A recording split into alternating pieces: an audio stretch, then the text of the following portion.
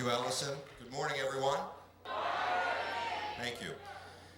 I drove down from Wisconsin today, and I'm always excited to speak with young adults like you about substance abuse, and especially during Red Ribbon Week. It's an important time of the year, but what I wanted to tell you, first of all, is that I'm not here, I'm going to tell you about substance abuse, but I'm not here to tell you to not drink. Silence fills the room. You know why? Here's a copy of my birth certificate right here. Those are my little feet on the back. On the front, the reason for this is twofold. First of all, this shows you I was born. Second of all, it shows you I was not born yesterday. So, I'm not going to tell you not to drink, but I am going to ruin your drinking for the rest of your life. What causes problems is one, and when we talk about drugs, we talk about many different types of drugs. We can talk about things like marijuana, very popular these days. There's a lot of discussion about whether marijuana, weed, should be legalized, whether it should be taxed and treated like tobacco, another drug that, or nicotine is actually the drug in tobacco. But then there's further discussion about cocaine. I went to high school, I was your age in the 80s, so cocaine was a really exciting, popular topic.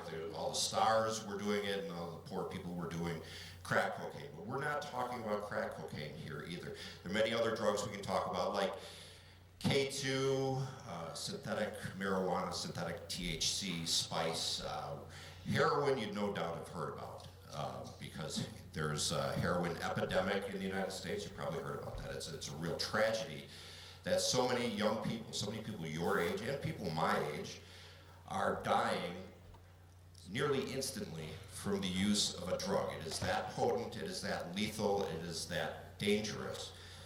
But as dangerous as it is, and there's another way you can get into heroin, by the way, and most people find their way into heroin through prescription pills. They're taking prescription opiates, whether they're buying them or stealing them out of their parents' medicine chests. That is how kids are getting access to, kids and young adults are getting access to prescription pills. And as they become addicted to that type of opiate pain relief, it becomes out of reach economically. You can't keep buying those pills, or you might not have access to them, so that's what turns a lot of people to heroin.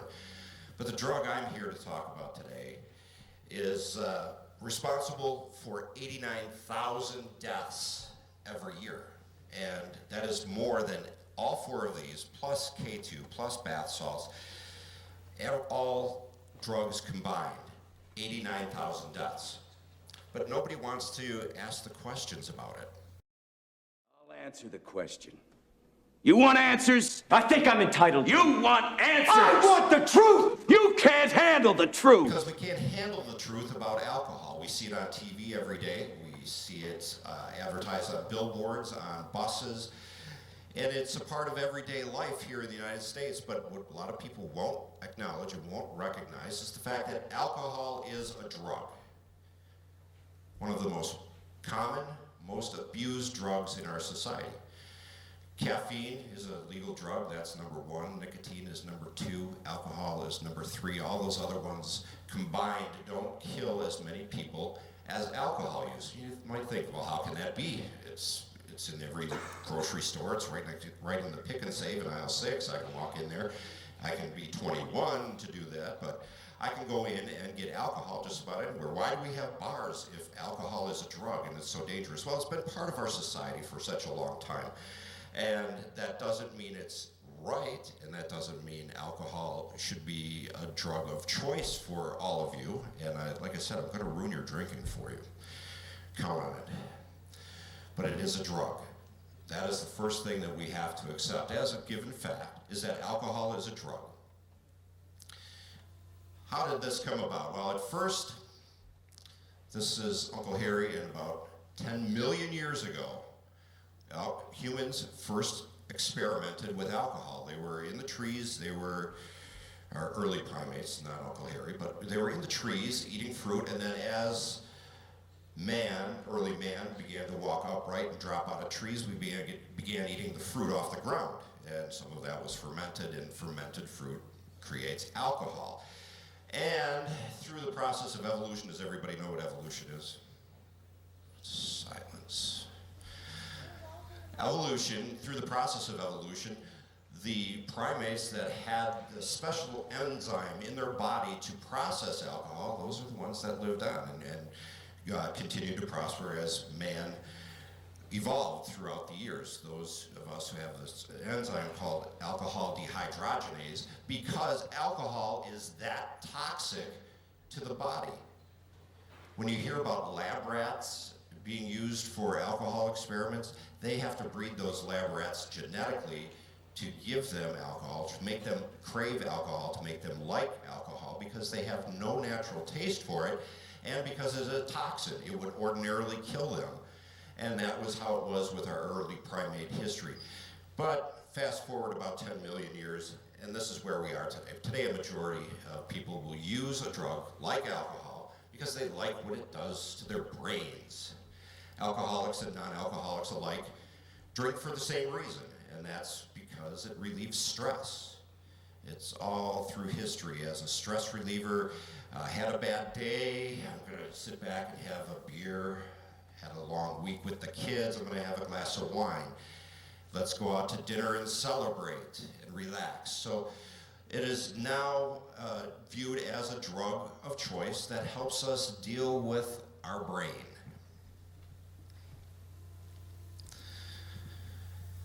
Which leads a lot of people to addiction because they like what happens to the brain so much that they want more. But there's a lot more to the recipe than just wanting to drink, and there's a lot more to alcoholism than just being a person who drinks too much.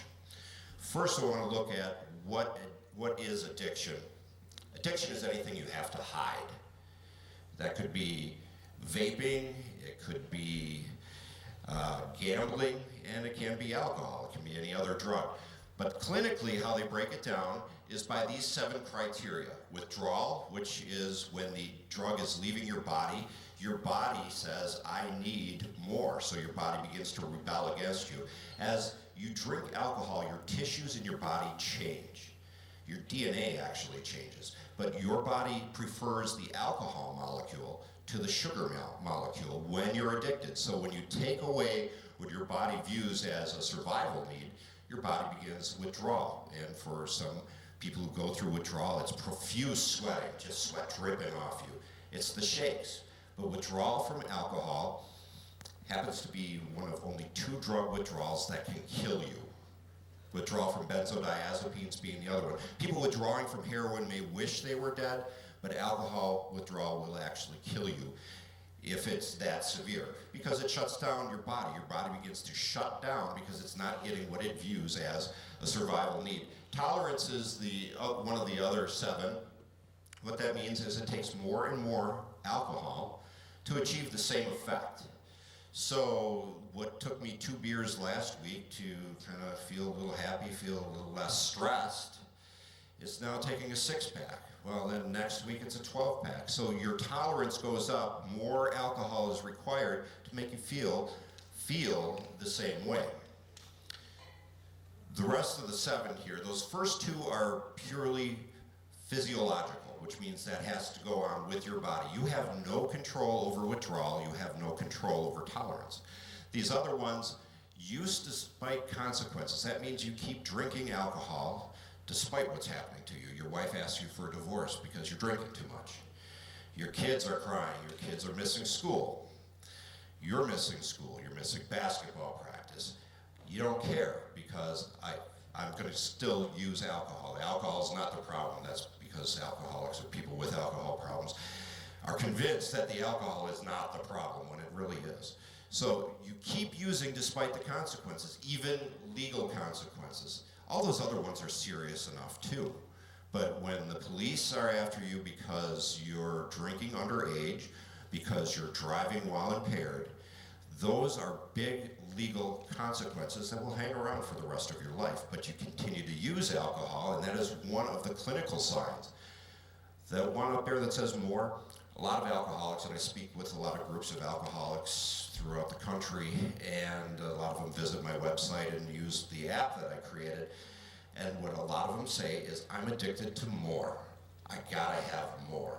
And that is, in a nutshell, what addiction is. Always wanting more, needing more to achieve the same result, wanting more despite the consequences. You spend a lot of time using, acquiring, planning, thinking about drinking. It occupies a lot of your thoughts. You say, for example, you have a plan to go to the family picnic next week. Okay, the picnic starts at 1 o'clock, which means I should start drinking at 11 o'clock, and then I can show up at the picnic and we can stay until 3 o'clock because the football game's on at 4. And you plan all this around your drinking activities, like the drinking before the picnic, maybe a little drinking after the picnic, and then the drinking during the football game.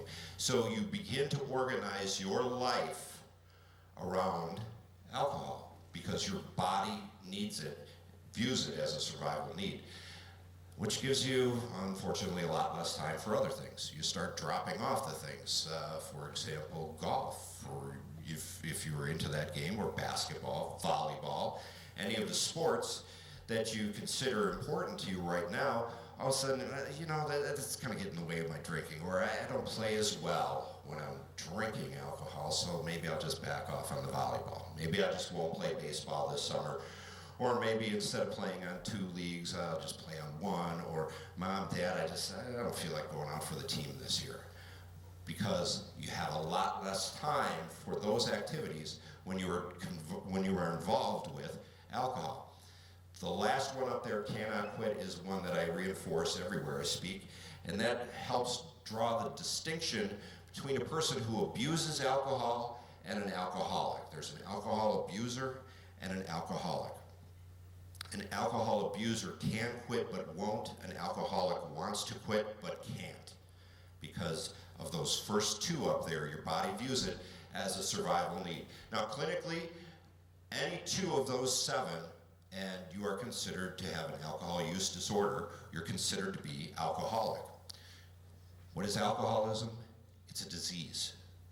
And that's a very important point that I want you to take home with you today. It's not dissimilar to other diseases. Cancer is a chronic, fatal, progressive disease. Diabetes is a chronic, fatal, progressive disease. Alcoholism is a chronic, fatal, progressive disease. It has been recognized as a disease by the American Medical Association since 1957, but there isn't really a whole lot of communication about that today. We also want to look at why some of the people, the 2 of you right here in the front row, might have different responses to alcohol, because a large portion of what we know about alcoholism is that it is rooted in flawed genetics, in your DNA. The Human Genome Project, quite a fascinating piece of science about a decade and a half ago, took a look at the human DNA, found out how many components we all have that are in common, what portions of the strand of DNA, if they're flawed, cause certain conditions, like Down syndrome, like autism, like alcoholism. There are flaws in chromosomes 4q and 11, and that is just way over my head too. But that is a real genetic flaw that when alcohol is introduced into a body that has that genetic flaw, then the chance of you being alcoholic skyrockets. One person might have that genetic flaw, one person might not have it. And you don't know until you put alcohol in that body. So if you don't know what your genes are, you don't know what your genes are, do you? No. But if you don't know, why chance it? You don't know if you have that genetic flaw. About 10% of the population does. But we don't talk about things like genetics. We don't talk about alcoholism. We don't talk about it as a disease. These are the things that we just don't talk about. The first rule of Fight Club is you do not talk about Fight Club. The second rule of Fight Club is you do not talk about Fight Club. First rule of alcoholism is you don't talk about alcoholism. It's Uncle Pete drinks too much. Christmas was a real drag this year because Mom just wasn't herself. Jimmy didn't go out for the sports team this year. I think he's drinking a lot. And that's where we leave the discussion. It's an embarrassing thing. It's an uncomfortable thing. It's not something we talk about. But we need to continue to have the dialogue. I'm going to tell you a lot about what alcohol does to you today. What people think of alcohol is what it does for them. So they don't want to believe that it does things to them. And it has these kind of consequences, like the disease of alcoholism and a lot of other diseases as well. Initially, we're all the same when we first take our first drink. Take that drug hoping to change your mood or your perception, what you're feeling at that time. And then, then basically you're trying to change your brain. But then once you introduce that drug into your body, if you have those flawed genes, or if you continue to put that drug in your body, you can change your DNA. You can damage the genetics yourself by drinking too much. That's a lot to think about, isn't it? So just don't drink in the first place. The translation is you're hoping to change your brain, and you can do that through a lot of other things, through exercise, through meditation, through other activities, the ones that you enjoy that are going to go to the wayside once you start drinking and start drinking a lot. You don't know really what lies in store when you set out to change your brain. It's a very complex organ in your body. It controls all the other stuff in your life, right? This is your hard drive. This is your CPU. This is your life monitor up here. And when you begin to start changing that chemically through the use of substances like the drug alcohol, then bad results are headed your way. Because about 1 in 10, 1 in 14 of us have that genetic flaw in our bodies already, just waiting to begin to take in what happens with that alcohol and begin to translate that into a craving, into an addiction, into a survival need. The rest of us, and I alluded to this just a minute ago, if you don't have that genetic flaw, God bless you. Some of it is, when we talk about genetics, sometimes we say it's hereditary. I got it from my parents. And if you have parents who are drinkers, grandparents who are drinkers, then the chances of you having that gene flaw were pretty good. But even if you don't, you can still drink your way into addiction, because alcohol is such a strong toxin that it changes your tissues, changes your DNA, and changes the structure of your brain to become the brain of an addicted person. Okay, Mr. Stevens, who cares? Somebody was thinking that, right? Okay. Why do we care? Alcohol is part of our society. It's a very big part of our society. Every sports event, every family event for some families revolves around alcohol. But what we don't realize is what alcohol is doing to the society that we're all living in. You as young adults are about to take a big initiative in your future years to become leaders of our country, to become leaders of business. Probably didn't realize that alcohol itself, the damage that alcohol does, costs our economy $250 billion with a B dollars every year. That's a lot of cash. So you might think, well, taxes, people are paying alcohol taxes, that's got to cover some of it. No, for every dollar that I go to a bar and plop down a dollar on the bar, 27 cents of that goes toward taxes. But each dollar spent on alcohol ends up costing $1.97 in related damage. And I'm not just talking about guys getting behind the wheel. Tragedy for that person and that family. Expensive tragedy, very expensive tragedy, because it will increase incarceration costs. People will go to jail, and that costs money. It'll cost legal fees, might cost you in the hospital, but it also has a toll in lost productivity. When you own that business in about 10 years, you have people show up hungover from the night before, they're not working as productive as they were. That comes into that whole $250 billion, but a large portion of the $250 billion that we now, should care about is due to healthcare costs. Going to the doctor, going to the hospital, There's an alcohol-related ER admission every 2 minutes, or 2 every minute, excuse me. So they're using up our resources. Resources cost money. So this is why we care about the amounts adults drink, and certainly starting at the age of you young adults, starting to address why we're putting alcohol into our bodies and what are the consequences to that. The health consequences, the lost productivity, the incarceration costs, the cost to society are pretty staggering. And you know what that means? To put it in plain dollar terms, $250 billion would buy an Xbox One and a 55-inch television for every man, woman, and child in the United States. That puts it in perspective. Every year. So I could get a new Xbox and a new TV every year for what alcohol is costing our country. It's pretty staggering. So now you know. Now you know why I'm pretty passionate about alcohol, why I love talking with groups like you, is because, first of all, I get to talk about the things we don't talk about, what alcohol does to you rather than what it does for you. But I also get to talk to you about recognizing alcoholism as a disease and the way we stigmatize people with the disease. We may think, he's morally bankrupt, he just can't quit, he's a loser because he can't handle alcohol. And well, frankly, these people are people who have a disease. When a person has cancer, we get sad for them.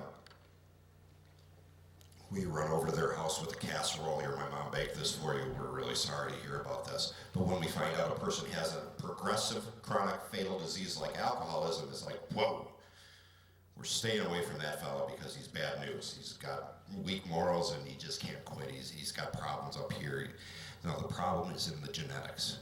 The problem is what happened to the body after alcohol was introduced. So we have an opportunity not just to talk about alcohol and the damage it does to your body, but we also have a chance to talk about the dialogue we have. Your generation is going to be among the first to change the dialogue in this country about how we stigmatize people. Stigma means we make them feel bad, how we cast them out. Anybody know what leprosy is? Leprosy? Heard of it? Might have heard about it in church or something. Leprosy is a disease. Biblical times, if you were a leper, they took you and ran you out of town, put you on the edge of town, and if you wandered into town, they threw rocks and sticks and stones at you because you were bad news. You were a bad person. We have to change the dialogue from being a bad person to a good person with a bad disease. And that's what it is like with alcoholism these days. These days, there are many paths because this is an incurable disease, but it's treatable. Many paths to recovery. People can go to treatment. People have a religious experience, begin to find a higher power, or they get sicker, and then finally they get their aha moment that says, you know what, this alcohol is killing me, and they quit on their own. Those people are pretty scarce, very rare, but it does happen. Many different paths to recovery, and it doesn't matter as long as the person is getting well. It is a good person getting well, not a bad person getting good. People attain and stay sober every single day. And for a lot of them, it is a day-by-day thing. And that is one of the things we need to recognize in common with a person who has diabetes, for example. A person with diabetes has a chronic fatal condition, progressive disease, and they have to pay attention to it every day. They have to give themselves insulin to regulate their body sugar. Now, in the case of an alcoholic, that person needs to continue to work on his program or her program, work on their recovery every day in order to maintain keeping their disease in remission. Just like cancer is in remission, just like our diabetes can get in remission, alcoholism can be in remission if we pay attention to it every day. For some people, it's a day-to-day struggle. Relapse is very common with all three of the diseases that I just mentioned. If you have cancer, you got your cancer in remission, there's a chance it might come back because cancer is not curable. It's treatable but not curable. so it can come back. Diabetes, you can have a relapse in diabetes. About 80% of the people with diabetes suffer some sort of relapse during the course of their treatment of their disease. And the course of treatment with alcoholism also has an 80 to 90% relapse rate. They go back to drinking. And you might wonder, why is that person going back to the misery? He got in trouble with the law, his wife left him, got kicked off the basketball team. All these consequences, darn near died. Why would that person return to the misery? And it's because they have a chronic, progressive, fatal disease that tells them this is what their body needs. This is what's going to help ease their stress. This is what's going to make their lives more manageable. So that is why we care. The health consequences are pretty important. And I want to spend a lot of time talking about that today, or as much as we can here. The health consequences, this is the number 3 cause of death in the United States of America. Number 3 cause of death. But, you know, it's kind of funny because, you know, this is just something we don't talk about. What we've got here is failure to communicate. We're just not communicating the fact when we're sitting in front of a television set, watching a Budweiser commercial with athletic, vital, healthy human beings running around playing volleyball and all smiles and flowing hair and perfect teeth. We're not communicating the fact that this, in fact, is a toxin and a known carcinogen in a Budweiser can. We don't advertise the health effects of Jack Daniels or Budweiser or Four Loko or any of the other brands of alcohol because it is accepted as part of our society. So we don't talk about very much of we don't communicate very well about the consequences of alcohol. It has specific consequences for the young adults that are sitting here. Car wrecks, mothers against drunk driving, students against drunk driving. We talk about this an awful lot, and it's a really, really serious topic because that's the number 1 alcohol-related cause of death for young people. Car wrecks, whether you're driving, whether you're a passenger in that car, it will cost you because impairment begins. Let me back up here. Anybody know what level of alcohol is safe to drive? Under 0.08. That was a trick question. Good answer, by the way. 0.08 is the legal limit to drive. The safe limit to drive is much lower. Impairment begins at 0.02, 1 drink. And then this was proven in 2004, closed track up in Canada with 2 professional drivers. One who was intoxicated, 0.02, and then had more beer after that. So they tested at different levels of intoxication. And at O2 impairment, that is when your reaction time begins to fade. That is when your driving skills begin to diminish. Is at 0.02, not 0.08. So any amount of alcohol would not be safe behind the wheel. What would be legal? 0.08, good call, but not safe. About 1/3 of the alcohol-related young adult deaths are from car wrecks. But that means 2/3 of alcohol-related deaths for people your age aren't behind the wheel. There are other ways that this toxin or this drug kills people in your age group. Violence being a main one. Whether it's fights that have gone too far to the point of murder or to the point of seriously injuring a person, crippling them. Legal trouble, of course, is a big one for people our age, my age, your age, everybody's age, because what happens when you drink, and I'll give you a demonstration of this a little later on, is that your intellect, that gets pushed into the background. You begin to act emotionally, and when you're acting emotionally, things go a little fuzzy. Reproductive health, for people your age, about half of the teenage pregnancies are alcohol-related.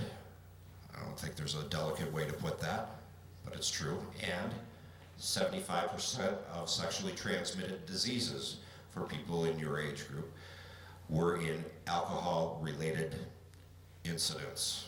It's a tough one to dance around, so we'll just leave that alone. Cancer. Yeah, people your age get cancer, and the reason for this is alcohol is a known carcinogen. It is directly linked to 8 different types of cancer. Starting, you just follow the path that the alcohol goes through your body and you'll figure it out. The mouth, the larynx, the throat, the esophagus, the stomach. The liver takes a large role in processing the alcohol for your body. Liver cancer, pancreatic cancer, cancer of the colon, rectum. And ladies, the only dietary connection ever made to an increased risk of breast cancer is alcohol use. And it pays dividends to pay attention to what you're putting in your body. Now, some of these things take a while to develop. Cancer takes a long time to develop. You might not be thinking about breast cancer right now. You might not be thinking about stomach cancer or mouth cancer, guys. But the thing is, you're stepping out on the tracks. The train just hasn't hit you yet. Alcohol will, as a carcinogen, increase your likelihood. It's the number 2 cause of oral cancers. And, like I said, it's the only dietary connection made to breast cancer. They've figured out that if you start drinking between your first period and your first pregnancy, so in your teen years, your chance for getting breast cancer doubles. It's very alarming because 1 in 8 women are going to have to endure a brush with breast cancer in their lives. And even if you're a dude, and you say, well, I don't have to worry about that. Yeah, you have sisters, you have girlfriends, you have wives, you have moms. So if you care, keep that in mind. Intelligence, boy, this is the drug that makes you dumber. Don't they all? But in your case, they found that daily drinking that begins in its teens leads to a shrinking in your gray matter and in your white matter. Your hippocampus, which is a pair of structures in the center of your melon here, responsible for cognitive function and memory. And it's 10% smaller if you start drinking daily in your teens. By the time you get to 25, it's 10% smaller. Oops, that means you're not learning as well. That means your IQ is lower. That means you're not remembering things as well. Your brains are growing right now. You probably heard that in health class. It's an important developmental stage that you're in. Putting a toxin, dumping a toxin on top of that, it's not going to help your case when you go off to college or when you pursue your life goals. Now, it is also connected to more than 60 diseases beyond the disease of alcoholism. We look at alcoholism being a cause of stroke. 1 in 5 strokes is alcohol related. You might know someone in your family who's had one. And again, what you're doing today to your body, your physical body, by putting a toxin in, lays the groundwork for these things later on in life. Cancer, like I said, this is a known carcinogen. It's listed by the National Institute for Health and the Environmental Protection Agency as a human carcinogen. Does it say that on a beer can? Does it say that on a wine bottle? No. But it is a recognized known human carcinogen. Until 2 years ago, it was a suspected carcinogen. They thought, well, maybe this is bad news because all these people are getting breast cancer and throat cancer. Aha, they did the research, dug a little deeper, and 2 years ago, it became recognized as a human carcinogen right there in aisle 6 of the Pick and Save. Heart disease. Some of you people have probably heard the rumor that red wine is good for your heart. A little alcohol is good for your cardiovascular system. Not true. This study was done in France and was discredited more than 10 years ago. There is no heart benefit to consuming alcohol. Alcohol is bad for the heart because it raises the body of B vitamins, and it also weakens the heart muscle. That heart muscle weakening is cumulative over time. The number 1 killer of alcoholics is not car wrecks. It is not cirrhosis of the liver, which is a very permanent scarring of the liver until your liver just fails on you. It is not car wrecks, not cirrhosis of the liver. The number 1 cause of death, okay? Number one cause of death for alcoholics is heart disease, because alcohol is not heart healthy, never has been. Colds and flu, alcohol sacks your immune system, so you're more likely to catch the flu, catch the cold, despite having a flu shot, because your immune system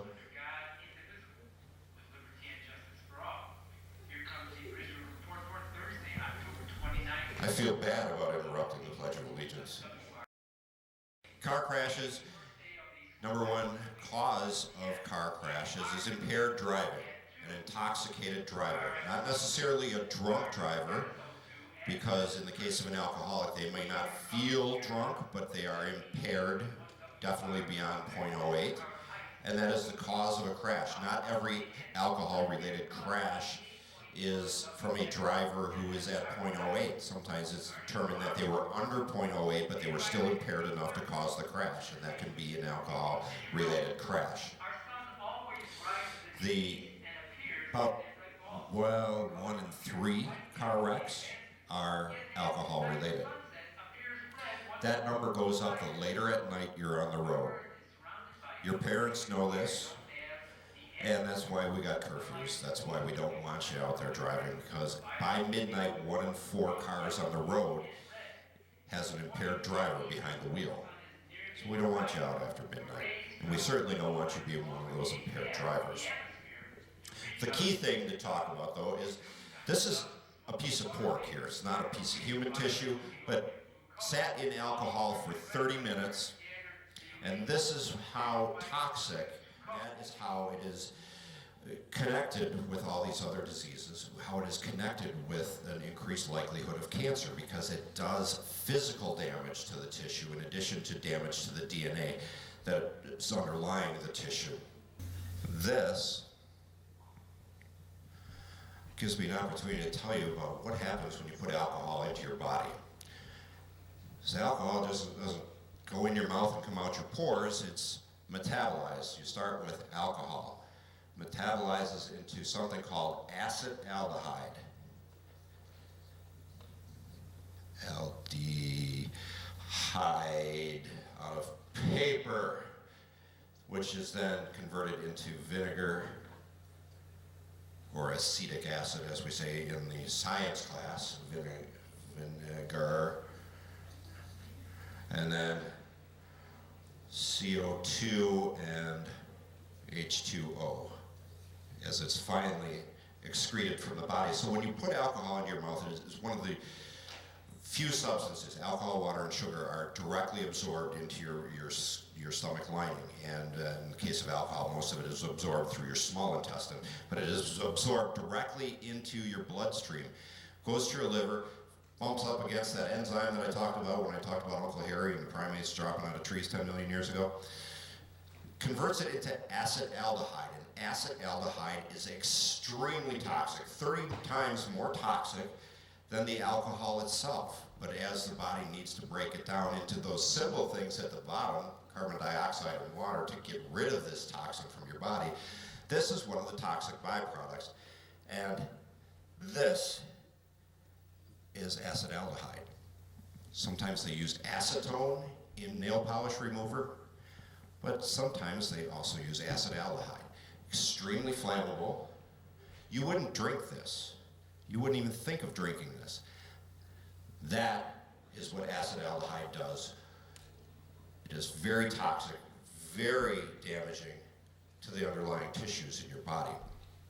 So it's going to do some damage as it goes through your body. And that's where a lot of the connection between cognitive failure, your thinking, your melon, your brain, your memory, all that failure, because that is one lethal substance to be putting through your circulatory system, and especially the sensitive organ that is on top of your neck. I will look for you. I will find you. And I will kill you. This is a drug that will make you stupid as well. It won't just kill you, like Liam Neeson said, but it will also make you pretty dumb. Let's do a little experiment here. Nathaniel, Sophia, come on up here.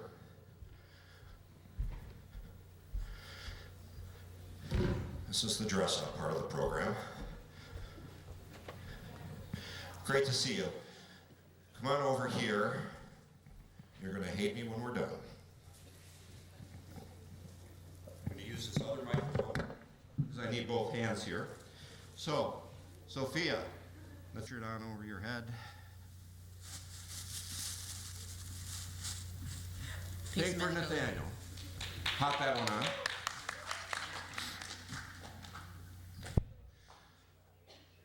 Now, turn around, Sophia. I want to put this on your back. I'm going to put a big letter I. Oh, dot my eyes. You are intellect. Nathaniel, turn around. Putting a big letter E. No, not even close to done. You just wait. Oh, you just wait. Put it, what? Still there? Still here? Still here? Work with me. E. Turn around and show people your letters. Well, we need more help keeping these two identified. So, intellect. A cool hat. How about some glasses? Intellect. Look intellectual. Put these on. Okay. Emotion. How about a boa?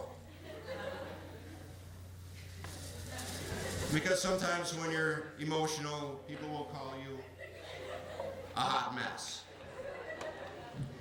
Now,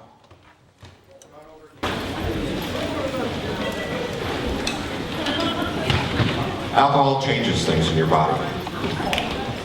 Sophia, stand up here. Stand up there. Okay, this is intellect. Stand right here, Nathaniel. And this is emotion. Your brain works best in this proportion. Intellect over emotion. But when you enter alcohol into the equation, step down. Nathaniel, step up here. Step in front of him. Then your brain is operating at emotions over intellect. All the smart stuff that you think you know, you don't know. Because you're too busy being flaky, too busy being emotional. You're not flaky, but you're busy being emotional because what alcohol does is it changes your perception. So instead of operating how the brain works best, that intellect over emotion, I over E, your brain is now operating at E over I. That's how you get people doing stupid things, very stupid things under the influence of alcohol that they would not even think about if they were being intellectual.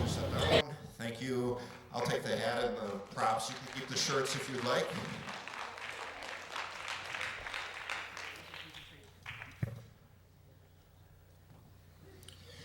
So you might think, well, That's a lot to think about, intellect over emotion.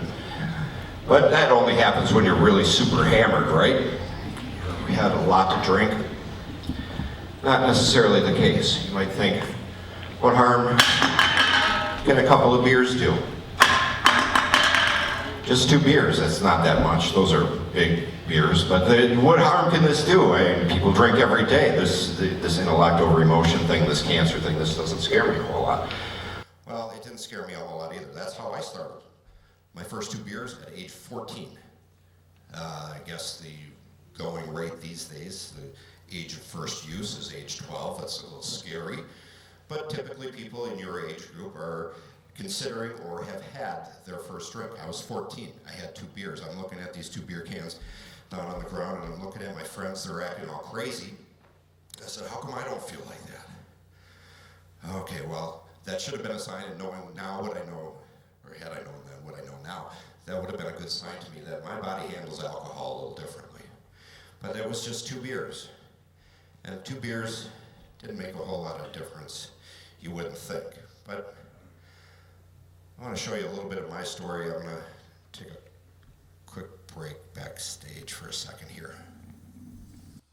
All in, it was a really normal childhood. Here's the house I grew up in. There weren't raised voices or raised hands. Everything was quiet. I played a lot of basketball, went to a couple of basketball camps, and when I got into high school, I was really into the game. made the center on the team, and I also made student council, so I hung around some of the more popular kids, but that doesn't mean I wasn't nerdy as well. I went out for the school plays, and I really enjoyed it. I think it was a good opportunity for me to, as I got into my graduation year, discover my next passion, and that was the microphone. I announced water ski shows for a couple of years, won a couple of awards, and then went to college to pursue a TV career. I have 2 degrees in journalism, worked on a telethon, and then worked as a reporter, flew with the Blue Angels, and even met 7 presidents of the United States. I quickly transformed into a marketer after that, appearing in Forbes magazine and Fortune magazine, collecting all the toys I could. I had a Cadillac and 3 motorcycles and a condo timeshare on the beach. Most importantly, I have 2 spectacular kids, Kennedy and Matthew. High school was average. My life was remarkably average. I was married. I had 2 great kids and an opportunity to see the world. But then alcohol turned on me.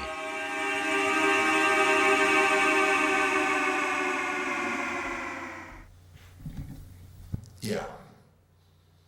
Alcohol turned on me. It didn't happen right away. I didn't drink much in high school. Didn't drink much in college. It was later in life. I was in my 30s, raising my kids. I was drinking a little too much. My wife at the time asked me to quit drinking. I said, yeah, because I can do all this stuff. I'm indestructible. It won't bother me to quit drinking. So I said, yeah, I'll quit. Well, I tried to quit and I couldn't. My solution to that was to keep drinking because I knew everything. Why not? I'll just be a maintenance drinker. Well, the wife left me. Don't blame her. We had 2 young kids. That meant my driver, the person who was driving me around while I was impaired, keeping me from driving behind the wheel and killing somebody or hurting myself. My driver was gone. So I said, what the heck, I can drive myself. No. I went to the county jail because I got 4 drinking and driving tickets in 6 weeks because I could not stop drinking. It started right here. 2, what's it gonna hurt? I'll tell you what it hurt. It hurt my family, it hurt my career, it hurt my life. It hurt a lot of people around me. It cost the state a lot of money to incarcerate me. It darn near killed me twice. Once from drinking too much. I was trying to catch a flight to Phoenix, Arizona. I was in the airport, I drank a lot, I passed out, woke up in an ER with a blood alcohol level of 0.612. By comparison, 0.40 is what killed singer Amy Winehouse. So I was well past that, nearly dead. Got up 2 hours later, pulled all the tubes out of my arm because my tolerance, remember one of those warning signs up there, my tolerance was off the charts. So I walked out of the hospital and kept on drinking. And then the other time it almost killed me, withdrawal. I was withdrawing so much I had repeated seizure after seizure.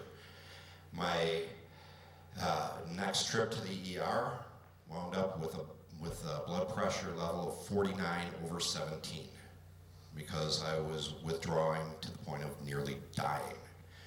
So yeah, 2 beers make a difference because really you just don't know.